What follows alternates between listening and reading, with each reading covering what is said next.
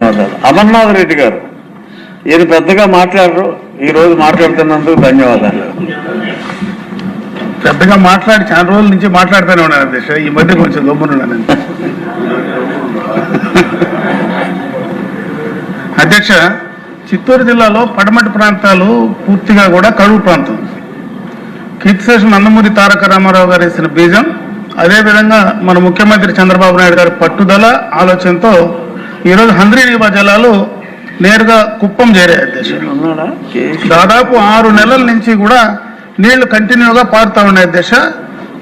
నా నియోజకవర్గంలో, పలమనేరు నియోజకవర్గంలో హంద్రీనీవా కాలువ నుంచి కూడా గ్రావిటీ పైన చెరువులకు ఇచ్చేటువంటి సందర్భంలో అక్కడ వెంటలు లేవు అధ్యక్ష.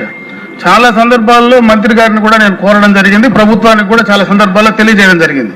నీళ్లు వెళ్తున్నాయి కానీ ఎక్కడంటే అక్కడ రైతులు దాన్ని కట్ చేసి తీసేటువంటి పరిస్థితి కనపడతా ఉంది అధ్యక్ష. అలా కాకుండా రేపు రాబోయే సీజన్లో అయినా నేరుగా వెంటలు ఏర్పాటు చేస్తే నేరుగా చెరువులకు గ్రావిటీ పైన నీళ్లు తీసుకురావడానికి అవకాశం ఉంటుంది అధ్యక్ష. మీ ద్వారా నేను ప్రభుత్వాన్ని కోరేది, దయచేసి రేపు వచ్చే సీజన్కైనా వాటిని ఏర్పాటు చేయమని చెప్పి నేను కోరుకుంటున్నాను అధ్యక్ష. శ్యామ్ గారు.